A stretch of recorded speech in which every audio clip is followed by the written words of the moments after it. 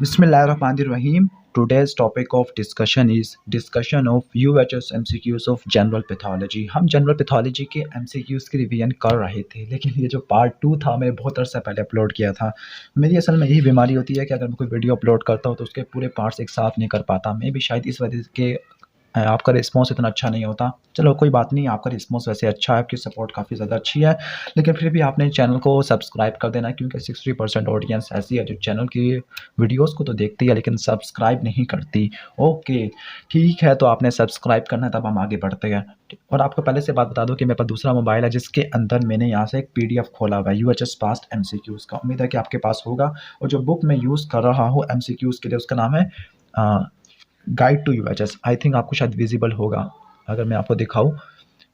MCQ number 32 हम यहाँ से स्टार्ट करने वाले हैं। ओके, तो जो MCQ नंबर 32 है, विच of the following pair does not correctly match that tumour with a causative agent, कि कौन सा जो पेयर होता है वो अपने कॉजेटिव एजेंट और ट्यूमर आपस में रिजेंबल नहीं करता। तो इसका सही जवाब है देखो, एनोजेनिटल कार्सिनोमा ह्यूमन पैपिलोमा वायरस की वजह से होता है, एप्स्टीन बार वायरस की वजह से बर्किट लिम्फोमा होता है, लेकिन कभी भी हेपेटाइटिस ए की वजह से हिपैटोसेलुलर कार्सिनोमा नहीं होता, हिपैटोसेलुलर कार्सिनोमा नहीं होता। अब इसको थोड़ा बहुत रिवाइज भी कर लेते हैं, क्योंकि अगर ये पूरी वीडियो देख ली तो उसको अच्छे तरीके से पैथोलॉजी की रिवीजन हो जाएगी।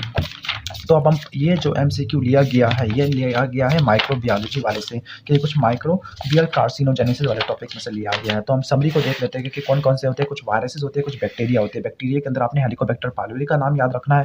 वायरसेस के अंदर आपने human T cell leukaemia virus है, ह्यूमन पैपिलोमा वायरस है, एप्स्टीन बार वायरस है, जो हेपेटाइटिस वायरसेस होते हैं। ओके, जो human T cell leukaemia virus है उसने adult T cell leukaemia lymphoma करवा देना, जबकि ह्यूमन पैपिलोमा वायरस ने genital warts, cervical cancer, oropharyngeal cancer करवा देना। एप्स्टीन बार वायरस ने बर्किट लिम्फोमा करवा देना है, या भी ऐसा बी सेल का लिम्फोमा जो कि टी सेल इम्यूनो सप्रेशन वाले पेशेंट के अंदर काफ़ी ज़्यादा कॉमन होता है। फॉर एग्जांपल HIV इन्फेक्शन है, और दूसरे जो ट्रांसप्लांट रिसिपिएंट वाले में होते हैं। हेपेटाइटिस वायरस से क्या होगा, हेपेटोसेलुलर कार्सिनोमा हो जाएगा। हेलिकोबैक्टर पाइलोरी की वजह से गैस्ट्रिक एडिनोकार्सिनोमा और माल्टोमा हो जाते हैं।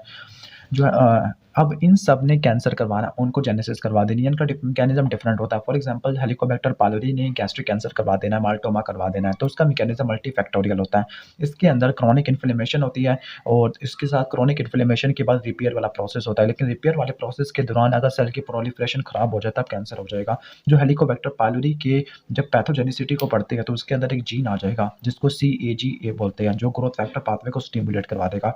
क्रॉनिक हेलिकोबैक्टर पाइलोरी इन्फेक्शन की वजह से पॉलीक्लोनल बी सेल की प्रोलिफरेशन हो सकती है, जिसकी वजह से बी सेल लिम्फोमा, ठीक है, बी सेल लिम्फोमा। ओके, जबकि हेपेटाइटिस बी वायरस और C वायरस की वजह से हेपेटोसेलुलर कार्सिनोमा हो सकता है। एप्स्टीन बार वायरस क्या करवाता है? एप्स्टीन बार वायरस के अंदर क्या मैकेनिज्म होता है कि एप्स्टीन बार वायरस यहाँ पर क्या करवाते हैं? बर्किट lymphoma, Hodgkin lymphoma, nasopharyngeal carcinoma करवाते हैं। कुछ ऐसी प्रोटीन्स को इनकोड करते हैं जो कि बी सेल की ग्रोथ को, डिफरेंशिएशन को बढ़ा देती है।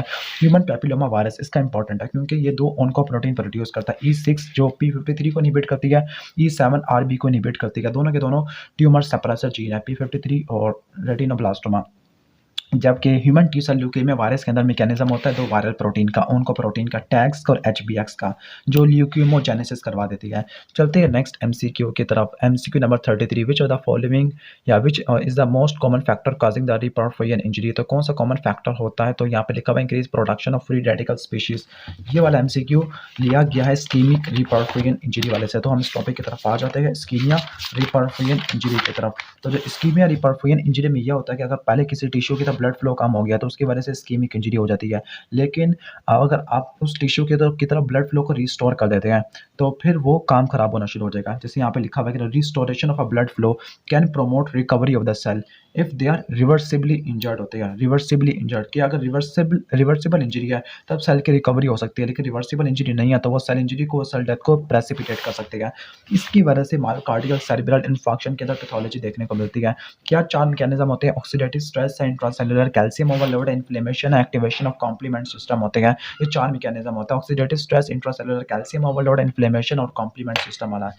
इसके बाद नेक्स्ट MCQ की तरफ जंप करते हैं। MCQ number 34, the major source of increase intracellular cytosolic calcium in ischaemic injury. तो इस्कीमिक इंजरी में कैल्शियम कहाँ से आता है? यहाँ पर लिखा हुआ है इंट्रासेलुलर कैल्शियम ओवरलोड, जो इस्कीमिक रिपरफ्यूजन इंजरी के अंदर। और ये वाला आई थिंक यहाँ से भी हम इसको एक्सप्लेन कर सकते हैं इस टॉपिक वाले से, कि डिस्टर्बेंस इन द नहीं, ओके, डिस्टर्बेंस इन द। अब यहाँ पर अगर आप ये वाले डायग्राम देखो तो यहाँ पर लिखा हुआ है कि कैल्शियम किस तरह से पैथोलॉजी करवाता है, लेकिन अब यहाँ पे देखो कैल्शियम कहाँ-कहाँ से आ रहा है। कैल्शियम माइटोकॉन्ड्रिया के अंदर से आ रहा है, कैल्शियम स्मूथ एंडोप्लाज्मिक रेटिकुलम के अंदर से आ रहा है, कैल्शियम बाहर से आ रहा है। तो ये 3 इंपॉर्टेंट सोर्स होते हैं। इसके अलावा कुछ ऐसे डिजीज़ भी होते हैं जो कि प्रोटीन की मिसफोल्डिंग की वजह से हो सकते हैं। फॉर एग्जाम्पल सिस्टिक फिब्रोसिस है, फैमिलियल हाइपरकोलेस्टेरोलेमिया, टे एंड डिजीज़ है, अल्फा 1 एंटीट्रिप्सिन डेफिशिएंसी है, क्रूड्सविल-जैकब सिंड्रोम है, अल्जाइमर डिजीज़ है। हर इनके अंदर डिफरेंट प्रोटीन होती है। सिस्टिक फिब्रोसिस के अंदर सीएफटीआर प्रोटीन, फैमिलियल हाइपरकोलेस्टेरोलेमिया में एलडीएल, टे एंड डिजीज़ के अंदर हेक्सोसामाइनिडेज बी का सब यूनिट, अल्फा 1 एंटीट्रिप्सिन के अंदर अल्फा 1 एंटीट्रिप्सिन की डेफिशिएंसी होती है। क्रूड्सविल-जैकब सिंड्रोम के अंदर प्रियॉन्स की डेफिशिएंसी होती है। इसको थोड़ा ज़ूम कर लूँ। और अल्जाइमर डिजीज़ के अंदर अमाइलॉइड बीटा पेप्टाइड की डेफिशिएंसी होती है। Which factor has no role as an antioxidant, किसका एंटीऑक्सीडेंट रोल नहीं होता? तो इसका ग्लूटाथायोन तो होता है, कैटालेज भी होता है, विटामिन सी भी होता है, सुपरऑक्साइड डिस्मूटेज भी होता है, लेकिन एनएडीपीएच ऑक्सीडेज, ऑक्सीडेटिव स्ट्रेस के अंदर आता है, ऑक्सीडेशन करवा देता है, फ्री रेडिकल प्रोड्यूस करवाता है, ना कि इनको कम करवाता है। तो अगर आप यहाँ पे देखो कि जो फ्री रेडिकल की रिमूवल के क्या क्या मैकेनिज्म होते हैं, एंटीऑक्सीडेंट न्यूट्रिएंट्स होते हैं। फॉर एग्जांपल विटामिन ए, सी, ई है, ग्लूटाथायोन है साइटोप्लाज्म के अंदर। फ्री आयरन को, कॉपर को ट्रैप करने के लिए कुछ प्रोटीन्स होती है। फॉर एग्जांपल ट्रांसफेरिन है, फेरेटिन है, लैक्टोफेरिन है, सिरालोप्लाज्मिन होती है। सिरालोप्लाज्मिन कॉपर के लिए, लैक्टोफेरिन भी तकरीबन कॉपर को कर सकती है, वैसे आयरन को करती है। फेरेटिन और ट्रांसफेरिन आयरन के लिए स्पेसिफिक है। कुछ एंजाइम्स होते हैं जो कि फ्री रेडिकल स्कैवेंजिंग सिस्टम का पार्ट होते हैं। For example catalase, superoxide dismutase, glutathione peroxidase.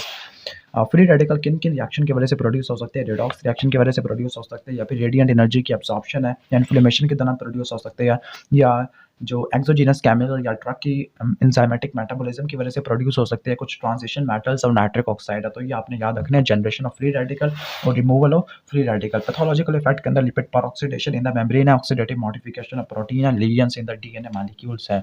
Okay, अब नेक्स्ट एमसीक्यू की तरफ जाते हैं।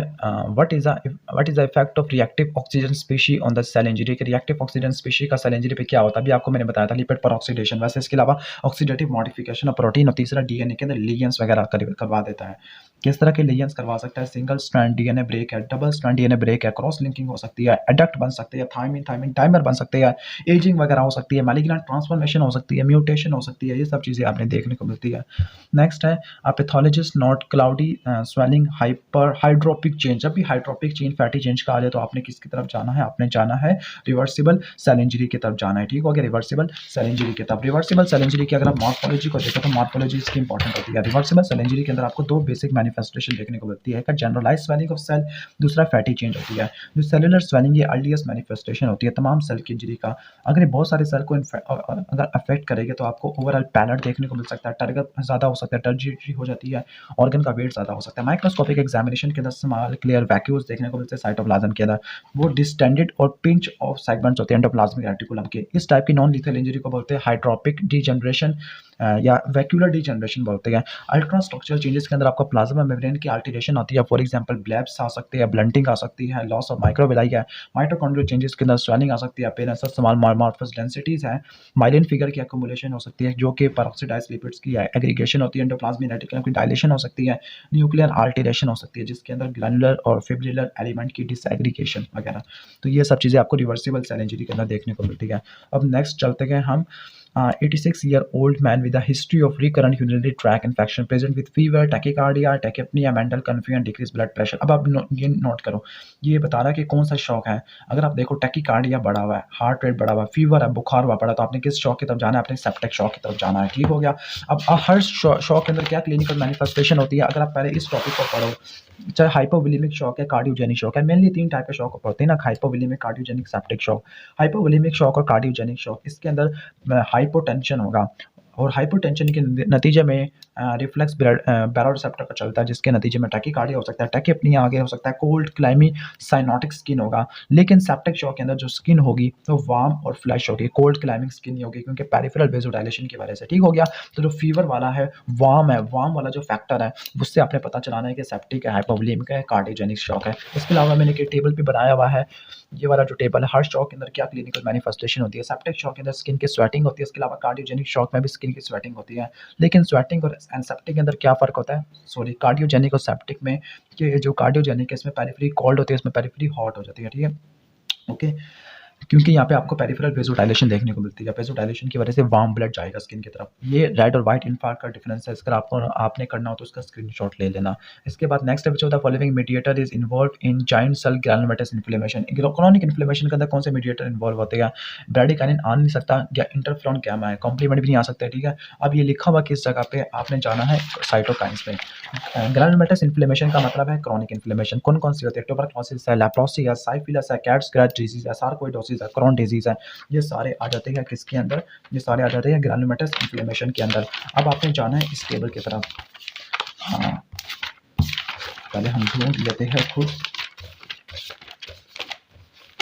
ओके, तो यहाँ पर है। अगर आप यहाँ पे देखो एक्यूट इन्फ्लेमेशन और क्रॉनिक इन्फ्लेमेशन, तो क्रॉनिक इन्फ्लेमेशन के अंदर जो बेस्ट ऑप्शन था वो इंटरफेरोन गैमा था, जो कि आगे मैक्रोफेज की एक्टिवेशन करवा देता है। मैक्रोफेज की एक्टिवेशन की वजह से माइक्रोफेजिस माइक्रोब्स को दूसरे ट्यूमर सेल को किल कर सकते हैं।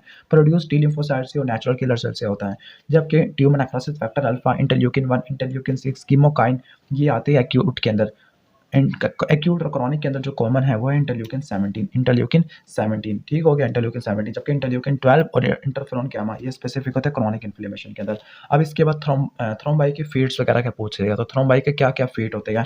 अब थ्रोम्बाई के जो फेट होती है वो कौन सा नहीं होता, तो यहाँ पर इसका बेस्ट ऑप्शन है डिसैमिनेशन। फेट ऑफ थ्रोम्बस, एक मतलब थ्रोम्बस बन गया तो वो मजीद प्लेटलेट को बुला सकता है, प्रोपेगेशन हो सकती है। ये एक मतलब थ्रोम्बस बन गया तो उसकी एम्बोलाइजेशन भी हो सकती है। एक मतलब थ्रोम्बस बन गया तो उसकी फिब्रिनोलाइसिस होकर डिसोल्यूशन भी हो सकती है। या फिर जो ओल्डर थ्रोम्बस है उसको रिप्लेस करने के लिए एंडोथेलियल सेल की इनग्रोथ होती है। एंडोथेलियल के साथ स्मूथ मसल सेल है, फाइब्रोब्लास्ट है, इनकी इनग्रोथ होती है।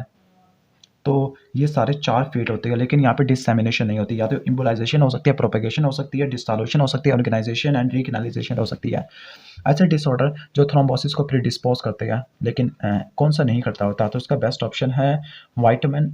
Disorder that predispose to thrombosis include all of the following accept.